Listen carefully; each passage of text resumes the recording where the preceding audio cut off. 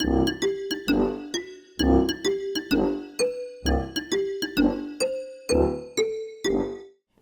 everybody, and welcome back to another episode of Blind Squirrel Talk, famous in a small town. I'm Lulu. I'm Kim. And today we have Mary Mills, and I'm so excited because there's so much going on right here in Maysville.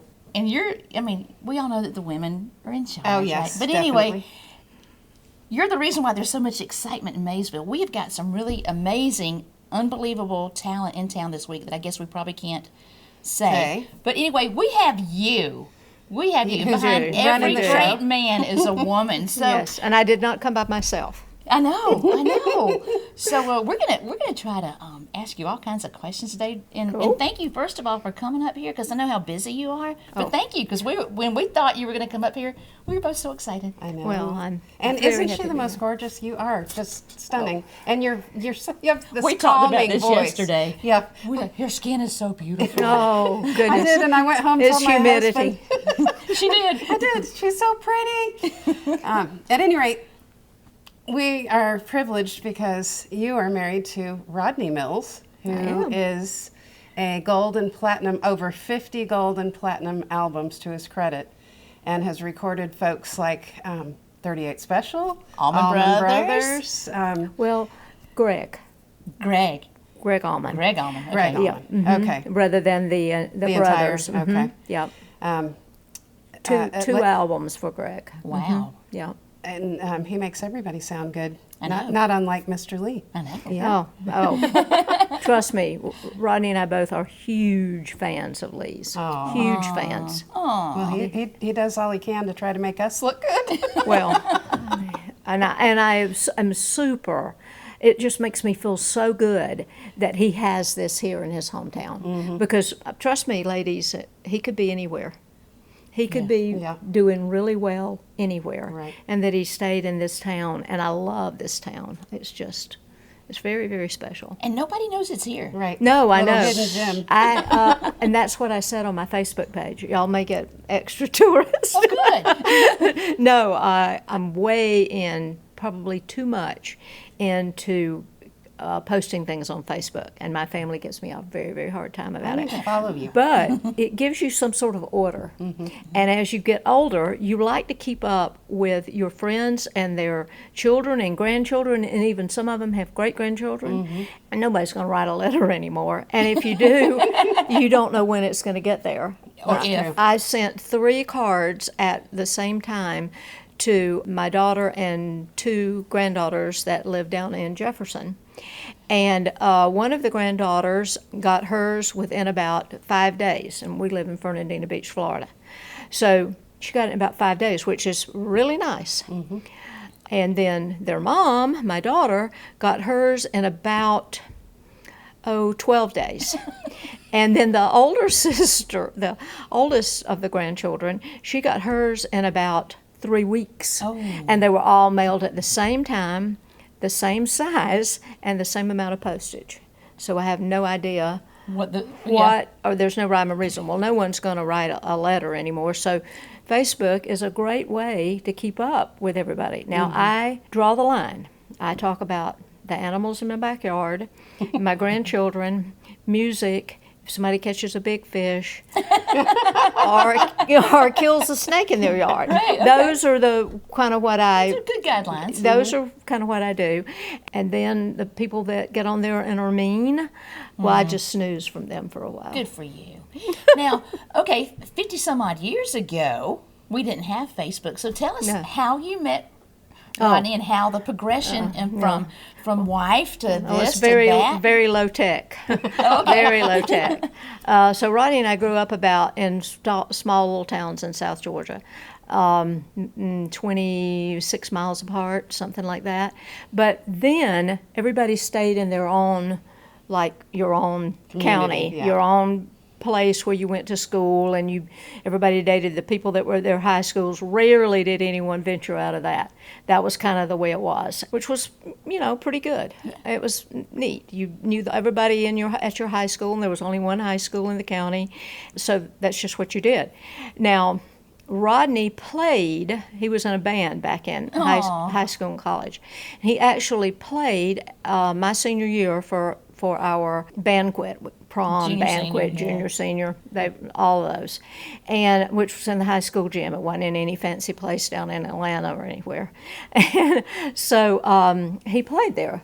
I guess I knew who he was, but I had a date. You weren't swooning So over them at that point. I had a date with somebody else. It was from my school, and so I'm a quarterback, I think. So I was fine. I was okay. And so, but he was in a band, but I didn't meet him that night or anything. I think my sister did. She was a year younger than me, and she was on stage for something because the junior class gives the prom, right? But I didn't, and so we both wind up at the same college, Rodney and I, our freshman year.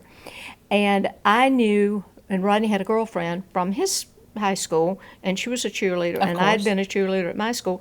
And those people do things together. When you play, you meet each other and all that. So I knew who she was. So, and she was an extremely nice girl, and beautiful and tall and blonde, all the things that I was not. And so they were dating, and we were on campus at the same time, and I was just walking from one class to the other.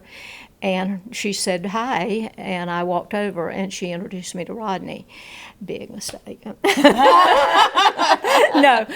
they were. They were a couple, and so I just said hello and went on my way. Then Rodney and I wound up in the same bowling class for PE. Now, Rodney always had really nice cars because he played in the band and had money. Okay. And lived at home, so he didn't have any expenses. Yeah. And so, but I didn't have a car, and I was just there, and wherever I had to go, I had to walk or somebody had to carry me. So we had, the bowling alley was off the campus. I had to get there. So one of my friends that happened to be there that I had known in high school said, Mary, you got bowling with me. You want to ride with me? And I said, sure. So I rode, and I did that for a few times. And then Rodney came over and said, how do you get to, do you have a car? And I said, no. And he said, well, how do you get to bowling class? And I said, oh, Jerry brings me every day. He said, well, do you have to go back with Jerry? And I said, I don't know. Well, my dad has a restaurant across the street. Would you like to go get something to eat? And I'll take you back to the thing. I was like, a brown sack bag or a restaurant. Oh, that sounds great. So that's basically. Aww. So how long was it before he broke up with the other girl? Oh, he had already broken up with her. No, I would not have dated him. You didn't do things like that. That was left to somebody else to do. No, he had dated like several people before he dated me, and one of them went on to be Miss Georgia. She was a beautiful, beautiful girl. Did we interview Miss Georgia? Right. Did you interview a Miss Georgia? Well, this one would have been from 1965. Okay, this one was, not 1965. No, she was in the 90s. 90s, yeah. Beautiful girl, and we were friends. He dated her a few times and dated a lot of other people. I dated a lot of people. I honestly came to college knowing that I didn't need to be serious about anybody. My parents had this rule: you will graduate from college before you ever get married. So I'm looking, I got 4 years. I'm not, Not in a hurry. So I'm in no hurry. But I'll tell you, back in Rodney and I graduated from high school in 1964, and most girls in 1964 had a white dress on under their gown at graduation, and they went to a church and got married. Most girls were married by the time 18, 19, 20 years old. That's so crazy. It is. It is. But I knew I was not getting married until I graduated from college, and I prayed to the good Lord, and I'm not being funny, that I could do that in 4 years, because that's what my parents expected of me. Aww. And you didn't, people talk about, I'll just drop that class. I'm like, good gracious, you thought you could drop a class? And I only dropped to one the entire time, and I did that within 2 days. As you can tell, I have grown up in the South, in South Georgia, and I do not have an ear for language. So I got to, said, okay, at 12:45, you have History of Russia, taught by Dr. Wu, W-U. And I thought, I am in a lot of trouble. A lot of trouble.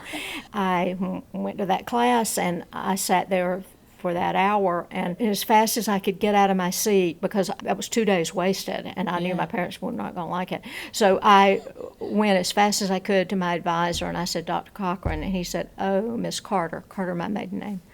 Oh, Miss Carter, you have Dr. Wu for the history of Russia. And I said, Dr. Cochran, I am not going to make it. I'll do my best, but I didn't understand a word he said. And I'm sure if I ask a question, he's not going to understand me. And he said, what about the history of England taught by Dr. Nail? And I said, perfect. Sounds like a match. Thank you. And he got me in that class, and I never did anything else. I was right by the book after that. I didn't drop. So you majored in history, social studies. I was a teacher. Okay, so you're a teacher. Love history. Rodney does too.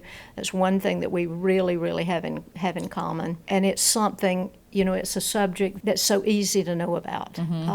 It's just a great big story, and I love it. And that's the reason I love this little town, because I feel like every building here, this building that we are sitting in was your hospital, right? Yes. Yeah. I still don't know how they got the patients up those stairs, but I still wonder about that. Strong men. yeah, I mean, there had to be some way other than the entrance, maybe on the back or something. But I'm curious about that. Yeah. But I love this town, love history. So by Christmas of my freshman year, I was dating Rodney, and I guess I was doing something right, because I got a really nice Christmas present. So I said, I don't think we were going steady, but I did get a Christmas gift, and I guess I gave him something. I don't know, but I wasn't playing in a band. I didn't have any money, so You weren't playing in a band.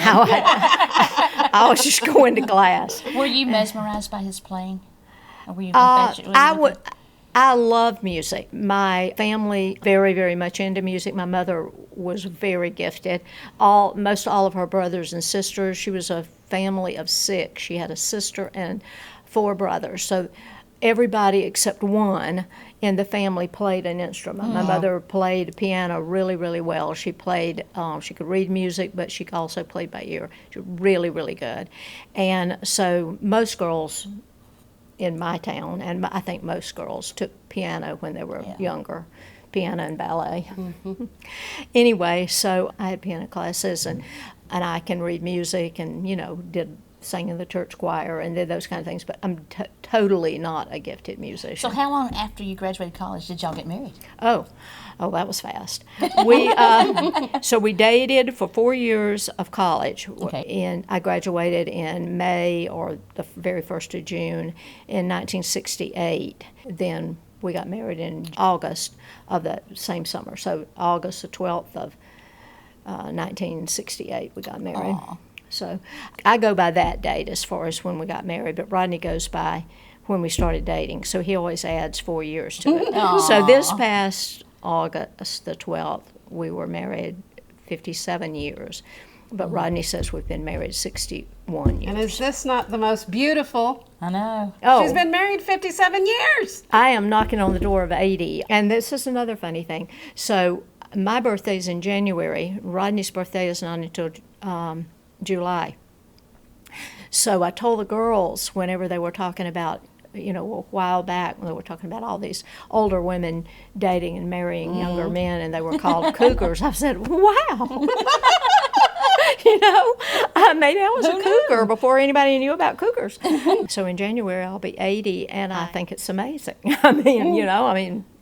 Still But think about what she has seen in Yes. these 57 years. So you're in college, you taught school for a little I did. while, and then y'all decided to have kids, and so My mother never said, when are you going to have me a grandchild? Because I was the first one, even though I'm the second in age in my family. I was the first one to get married. And then my older brother got married 6 months after I did. And then my sister, who's 18 months behind me, she graduated from college and she got married 6 months after him. So my parents there were 3 weddings. And then my younger brother, a few years, and he got married.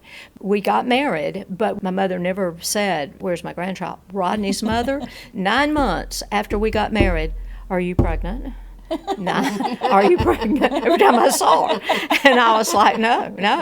And it wasn't that we weren't trying to have children or not trying to have children or any of that.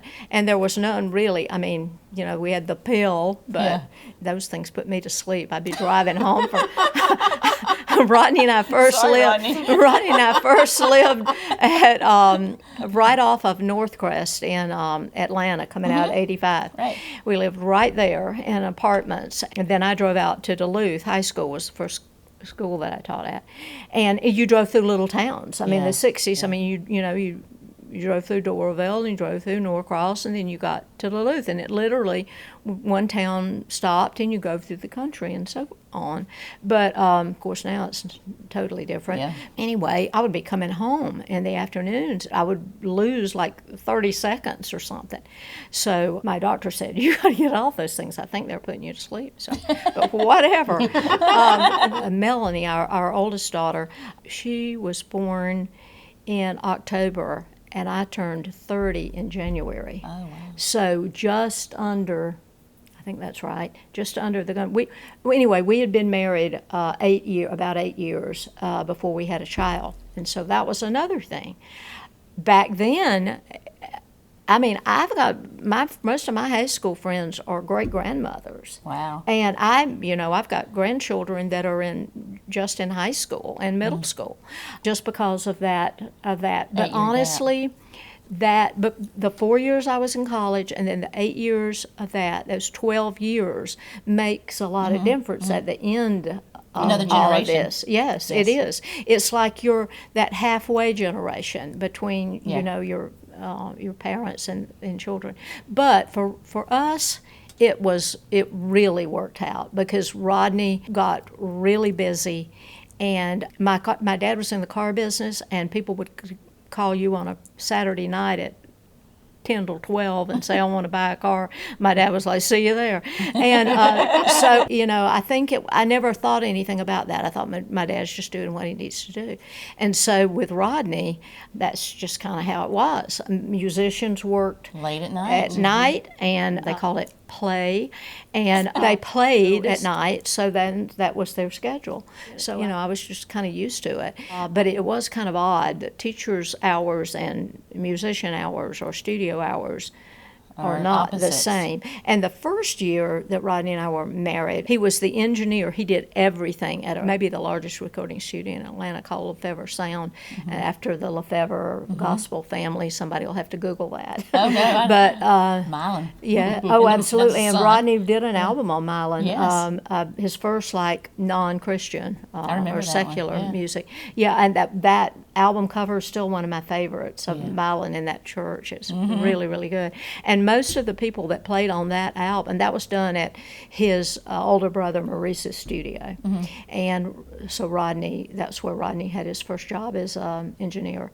And so Rodney worked pretty much about 18 hours a day, 7 days a week. I mean, it was a lot.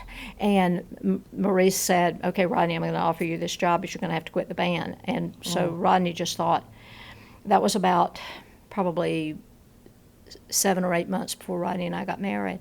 And Rodney just on his own said, that's the best thing for me to do.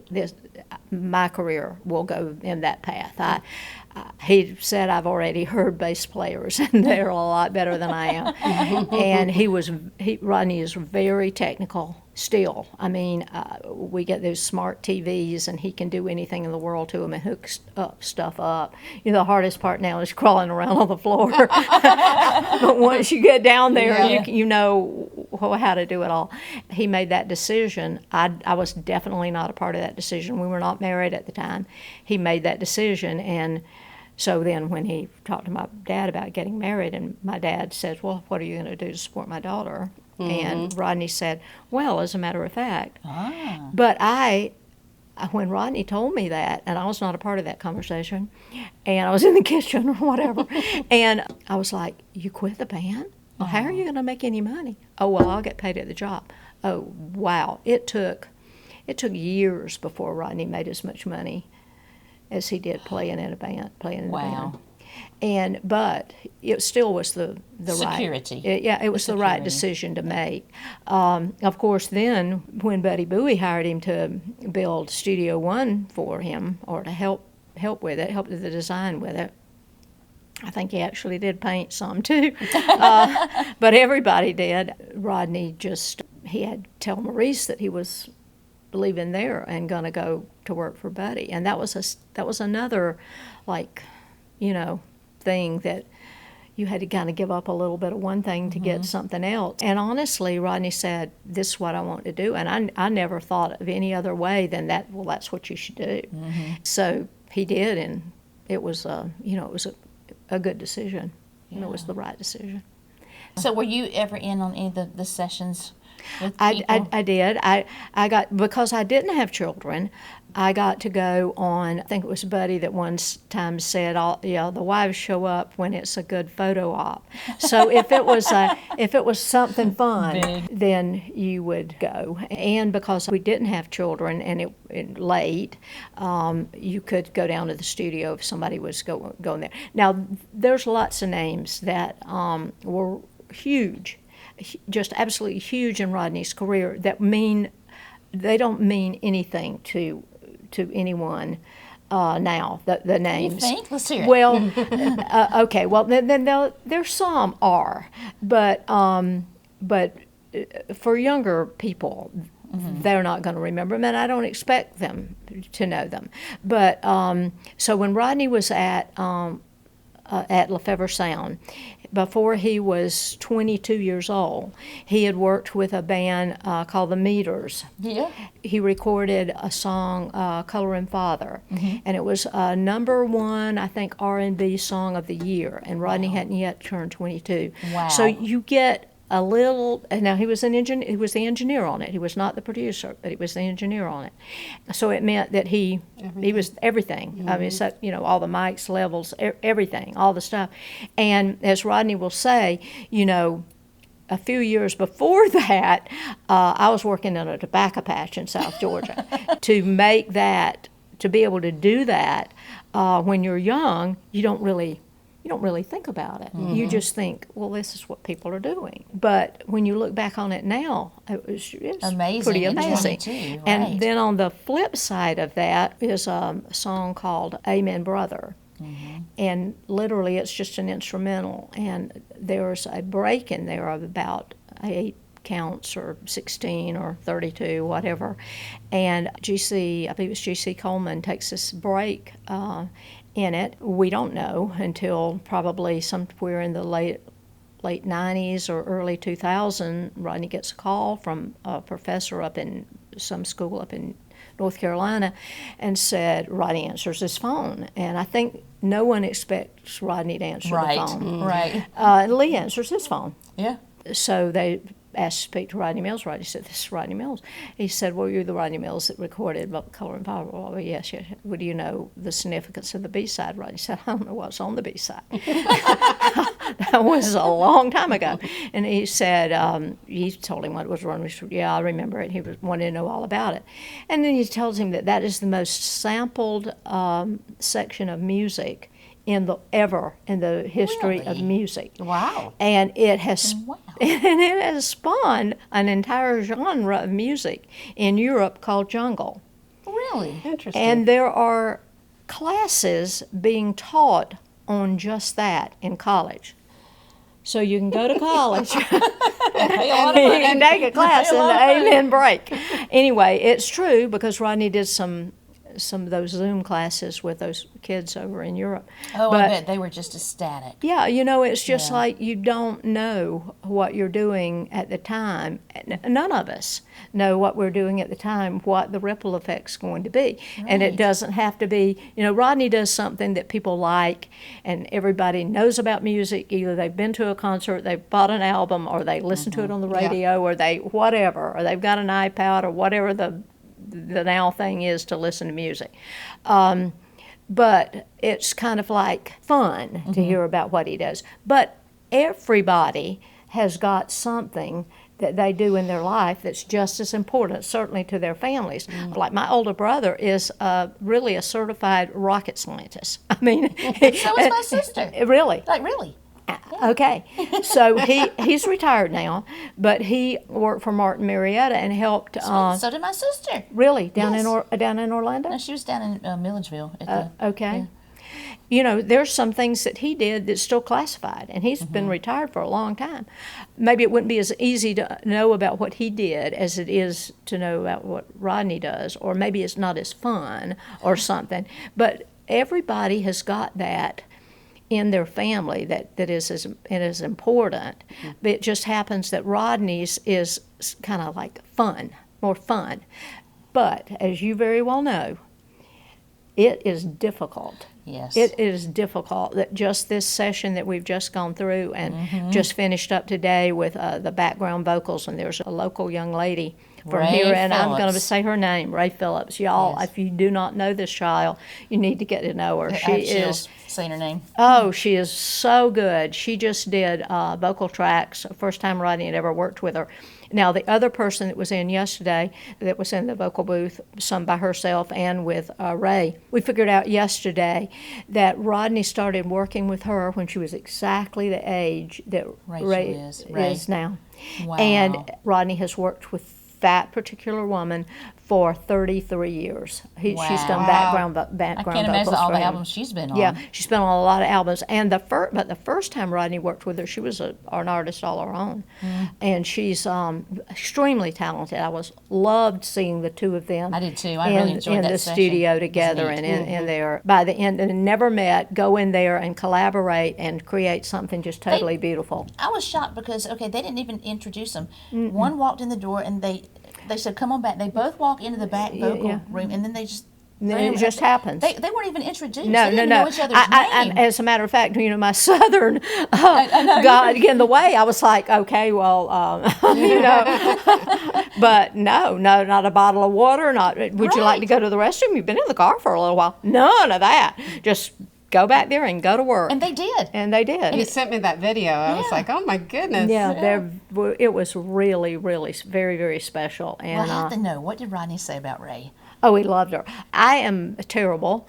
I video lots of things. And I, of course, like to video it whenever it's all kind of done and you're kind of getting to that stage where it sounds really full and beautiful, and that's really good. But what I enjoy the most about it is all the work and when everybody's just talking and trying to prepare to do whatever's coming up.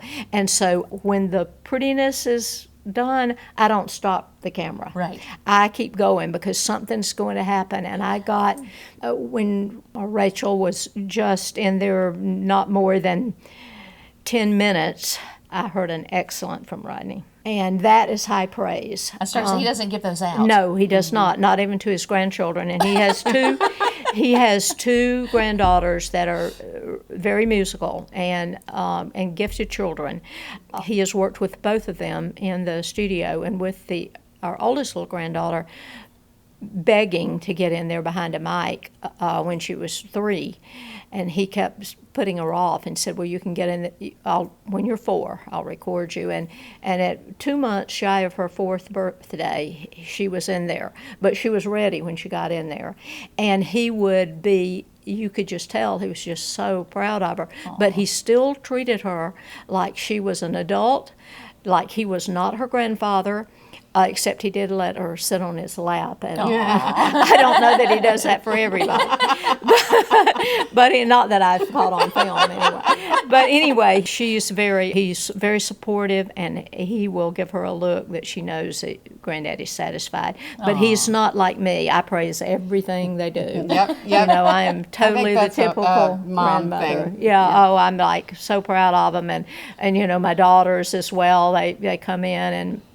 But that's the way my parents were. My parents were that way. They were just so supportive, especially of all of us and of their grandchildren.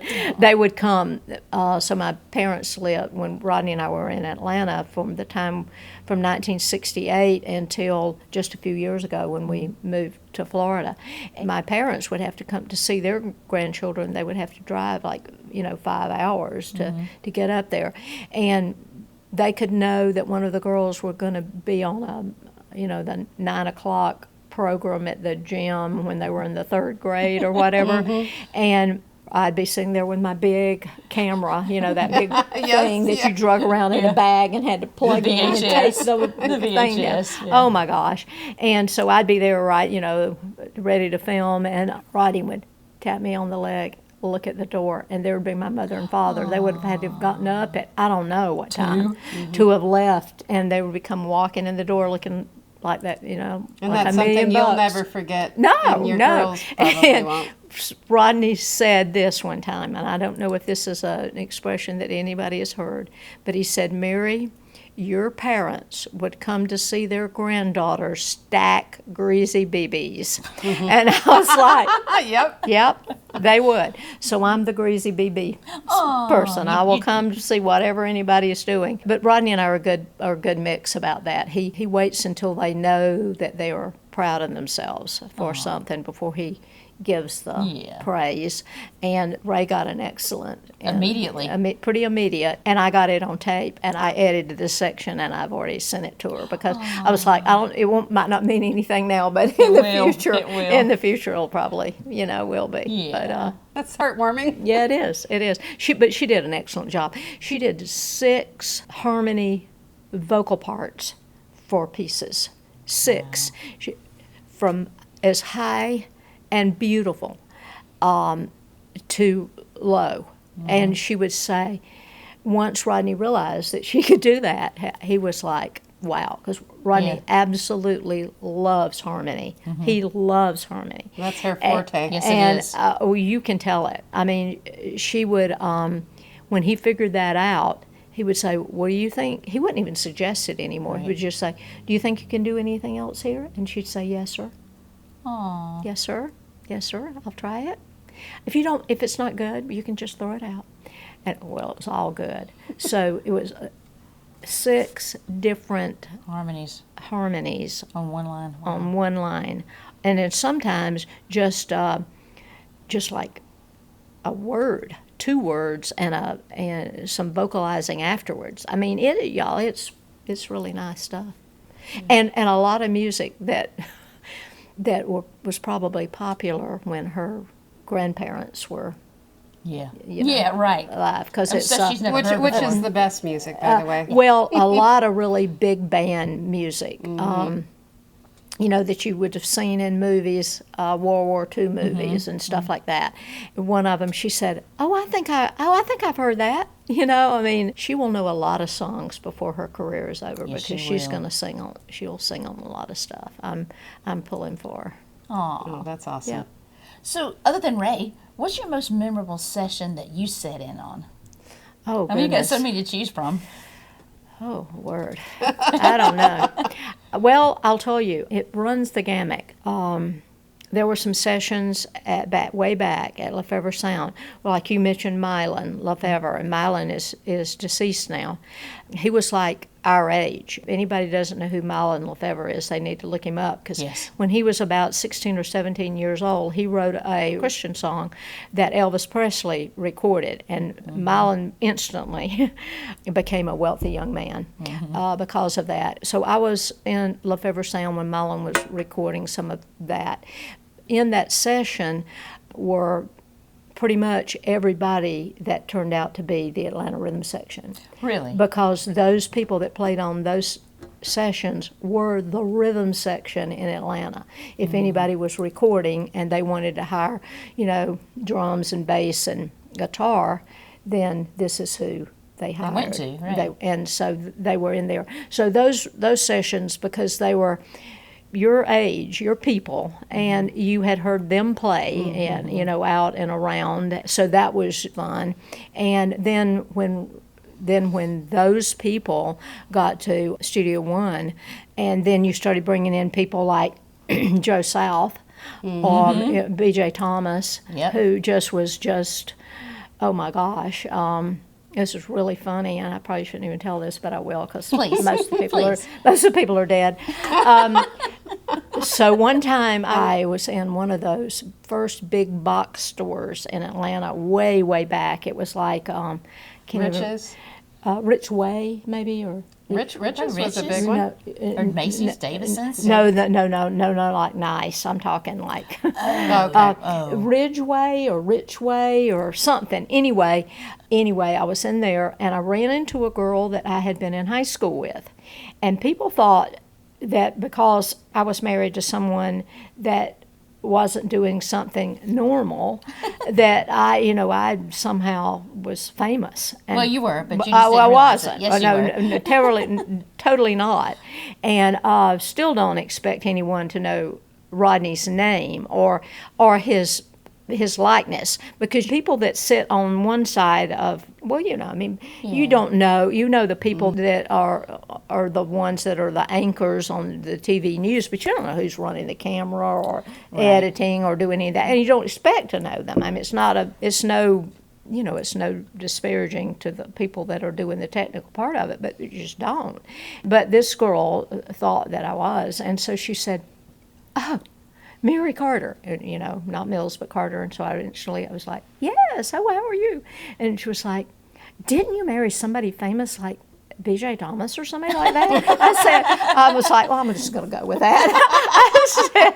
I said, "Yeah, somebody like that." And we had a nice conversation. So those kind of sessions, because you were so much in awe of those people.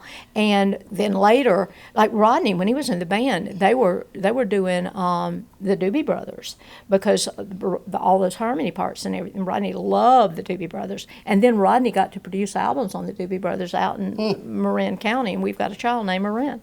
I wonder if she was named from Marin County. But we did a little different on that, because that's Marin. And so we were just like, well, okay, everybody's dropping the Y on Cindy and putting an I. Why don't we just drop that I in Marin and put a Y, so it's Mary with an N? And that's what Marin would always say whenever she would be in school, and they would say Marin, and Marin would say Marin, and they would say, how do you spell that? Mary with an N.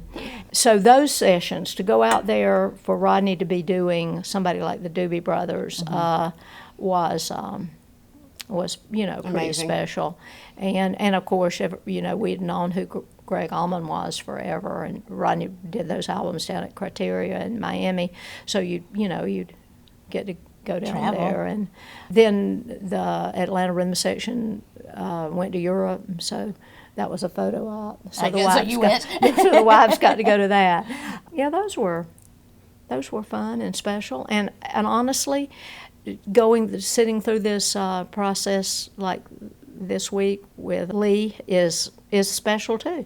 Yeah. It really is. So yeah. And again, the funny thing, nobody knows this goes on in Maysville, Georgia. No. Nobody knows. Rodney and I have been through this area, and Rodney would say, let's just ride through Maysville, because, Rodney's been coming over here to Lee's studio, when, like Lee said the other day, the first time Rodney came in there, he said, it's changed a bit, hadn't it, Rodney? And Rodney was like, yeah, because Lee said, I hardly had any equipment, and Rodney was Studio One, and of course that wasn't Rodney's equipment. He didn't buy it. It was, it was somebody else's, but he was in there with it. That's what Lee was thinking. So he said, Rodney's coming over here, and I'm just like worried to death that it's not going to be enough. And there was nothing. He said, Rodney just sat down and started turning knobs, and it sounded great. Yeah. And so Rodney, he does not.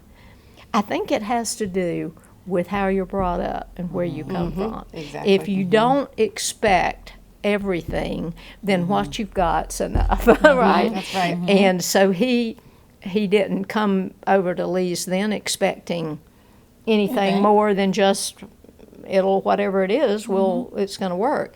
And so when he came over here this time, even though it's just like, wow, and you open that door, and you don't expect that. Yeah, you have no idea what's behind the doors. You do not have any idea. And when I told Lee, I said, Lee, you know how I am about Facebook. And do you mind if I record in here and put this on my page? He said, no. And I said, well, you do have the local police next door, so I guess that's going to help you. But, you do have to be a little bit about that because, he has just a very, very special place. And this is too. Well, all of this is. Y'all have really It's like a one-stop inclusive shop. This oh is my a lot. gosh, you can do everything here. Including this. Yeah. So y'all have really created some magic here. I encourage anybody that's looking for anywhere special.